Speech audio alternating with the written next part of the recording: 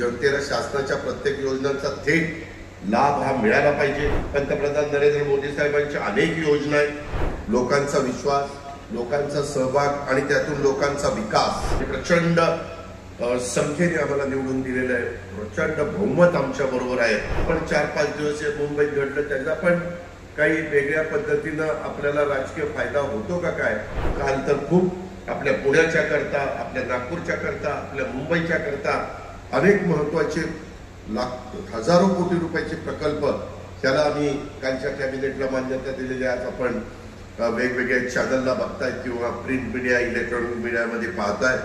आज हे सगळं करत असताना या अभियानाच्या माध्यमातून आम्हाला हे उपक्रम हे सर्वसामान्य जनतेच्या आयुष्यात बदल घडवणारी विकासाची सूत्री आहे असं माझं स्वतःचं स्पष्ट मत आहे।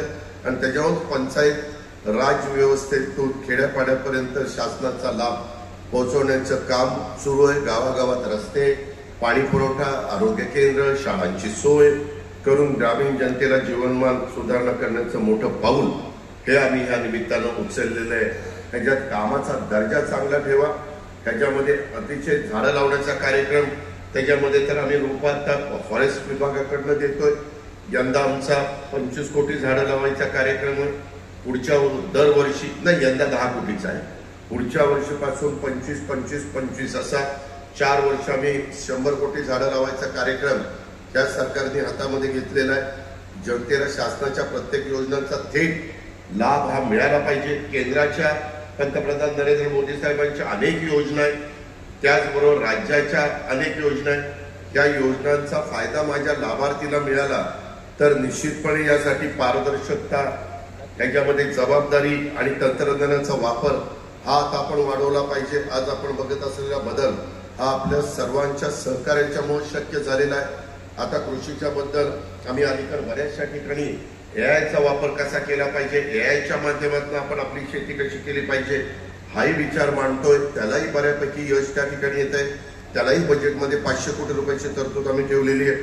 लोकांचा विश्वास, लोकांचा सहभाग आणि त्यातून लोकांचा विकास हाच आमच्या महाराष्ट्राच्या सर्वांगीण विकासाचा मार्ग आहे हे महायुतीचं म्हणणं आहे।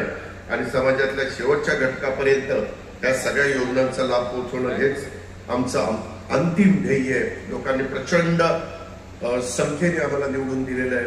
प्रचंड बहुमत आमच्या बरोबर आहे आणि त्याचा फायदा हा जनतेला झाला पाहिजे ही पावलोपावली आमच्या सगळ्यांची भावना असते।